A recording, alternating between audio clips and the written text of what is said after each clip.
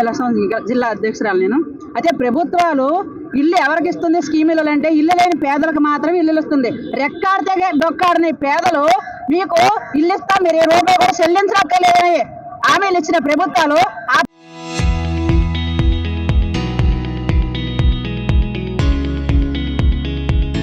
ప్రభుత్వం కట్టించింది. ఈ ప్రభుత్వం మేము మీ డబ్బులు కట్టక్కర్లేదు, కూటమి ప్రభుత్వం హామీ ఇచ్చింది, స్పష్టమైన హామీ ప్రకారంగా ఎన్నికల్లో వచ్చి హామీ ఇచ్చారు కాబట్టి గెలిపించారు. ఎమ్మెల్యేలను కార్పొరేటర్లు గెలిపించిన తర్వాత ఈ రోజు వచ్చి బ్యాంక్ అధికారులు దాడులు చేసి నోటీసులు అంటించి 10 లక్షల రూపాయలు ఇంటికి 10 లక్షల రూపాయలు కట్టేటట్టున్నారండి. వీళ్ళందరూ రెక్కాడితే డొక్కాడి లక్షలు కట్టాలా? లక్షలు కట్టే పేదలు లేదు గుర్తించారు మీరు. ఇల్లు లేని మురికలో కూలిపోయిన పేదలకు అక్కడ స్థలం, పేదలు ఉన్న స్థలం, గవర్నమెంట్ స్థలం కాదు. అయినా మీరు ఇక్కడ మురికిని తీసి అభివృద్ధి చేస్తామని మీరు డబ్బులు కట్టలేదు హామీ ఇచ్చి వాళ్ళకి టిట్కో ఇల్లు కట్టి ఈ రోజు లక్షలు కట్టమంటే ఎక్కడ కడతారండి? అనారోగ్య సమస్య, ఒకప్పుడు మురికి వల్ల అనారోగ్య సమస్యలు పడైపోయి ఒక్కొక్కరు హాస్పిటల్లో ఉన్నారు. మొన్న వచ్చి బ్యాంకు దాడికి చాలా మంది భయపడిపోయి బాధపడుతూ తిండి కనీసం తిండి లేని పరిస్థితి మీరు కాళ్ళు లేని చూడండి. అలాంటి లక్షలు కట్టమని చాలా దుర్మార్గం. కూటమి ఏదైతే ఎన్నికల ముందు హామీ ఇచ్చిందో టిట్కీ రుణాలు మాఫీ చేస్తామని, రేపు జరగబోయే అసెంబ్లీలో టిట్కీ రుణాలు మాఫీ చేస్తామని తీర్మానం చేయాలని మేము ప్రజా సంఘాలుగా డిమాండ్ చేస్తాం. లేదంటే టిట్కో హౌసింగ్ కానీ ఎన్టీఆర్ హౌసింగ్ ఏమైనా లోన్లు కట్టాలంటే మేమందరం ప్రజలందరూ ఏకం చేసి ఉద్యమాన్ని ఉధృతం చేస్తామని. IFTU రాష్ట్ర ప్రధాన కార్యదర్శిని. విశాఖ నగర పరిధిలో ఆనాడున్నటువంటి ప్రభుత్వం 2018లో టిట్కోల నిర్మాణానికి ప్రారంభం చేసింది. ఆనాడు స్కీముల యొక్క వివరాలను ప్రకటించింది. ప్రజలు ఏమీ కట్టాల్సిన అవసరం లేకుండానే స్కీములు ప్రారంభమవుతాయని చెప్పి మొదలు చెప్పారు. తర్వాత బ్యాంకుల ద్వారా రుణం అవసరం ఉందని చెప్పారు. ఆ తర్వాత ప్రభుత్వం మారిపోయింది, వైసీపీ ప్రభుత్వం వచ్చింది. వైసీపీ ప్రభుత్వం వచ్చిన తర్వాత ఆ స్కీమ్ని మార్చింది. ఆ స్కీమ్ని మార్పులు చేర్పులు చేసి అది నిర్మాణం కొనసాగించారు, లబ్ధాలకు అప్పచెప్పారు. కానీ వీళ్ళందరూ కూడా ఒక్క సమయంలో కూడా లబ్ధాలు డబ్బులు కట్టాల్సిన అవసరం వస్తుందనే పత్రం చెప్పనటువంటి వాతావరణం కొనసాగింది. అయితే 2024 ఎన్నికల ముందు కూటమి ప్రభుత్వం, అది కూటమి పార్టీలన్నీ కూడా, ముఖ్యంగా చంద్రబాబు నాయుడు గారు ఈ నగర పరిధిలో ఎమ్మెల్యేలు పోటీ చేస్తున్న అభ్యర్థులందరూ కూడా ప్రజలకు స్పష్టమైన హామీ ఇచ్చారు.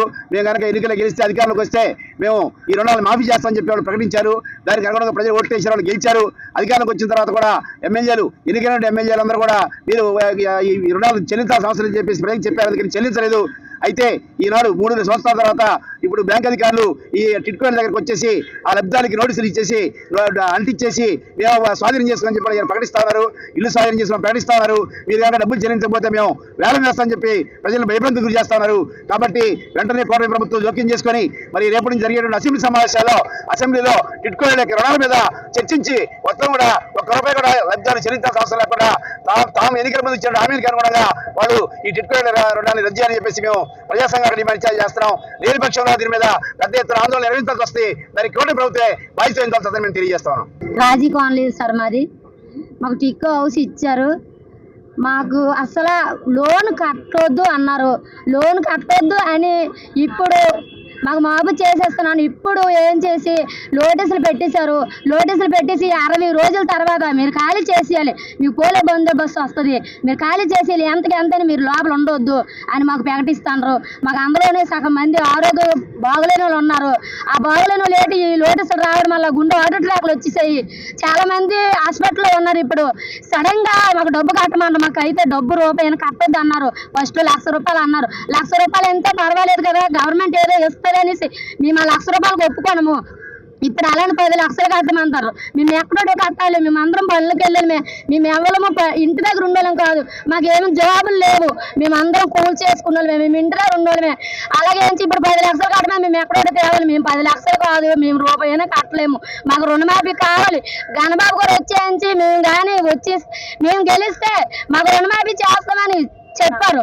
ఎప్పటికప్పుడు వచ్చి మాకు హామీ ఇచ్చారు. ఇప్పుడు కూడా వచ్చి మేము మొన్న వెళ్తే కనీసం ఒక మాటని మాతో ఆడలేదు. ఇప్పుడు ఏంచి మాకు రుణమాఫీ చేసిన వరకు మేము లేదంటే ఏదైనా అవ్వాలా, ఏదైనా చచ్చిపోయాలా, లేదంటే ఇంట్లో నుండి అయితే ఖాళీ చేయము. మాకు ఎంతకంతైనా రుణమాఫీ చెయ్యాలి. మీరు రుణమాఫీ అంటే రుణమాఫీ మీరు ఇచ్చిన హామీ ప్రకారం రుణమాఫీ చెయ్యాలి అంతే సార్. చరిత్ర సృష్టించినోడు ఇప్పుడు ఆ చరిత్రని తిరగరాయబోతున్నాడు. అబద్ధాల గోడల్ని బద్దలు కొట్టి నిజాలను రాగా మీ ముందుంచబోతున్నాడు. నిజమైన వార్తల కోసం వెంటనే డౌన్లోడ్ చేసుకోండి రా యాప్ని.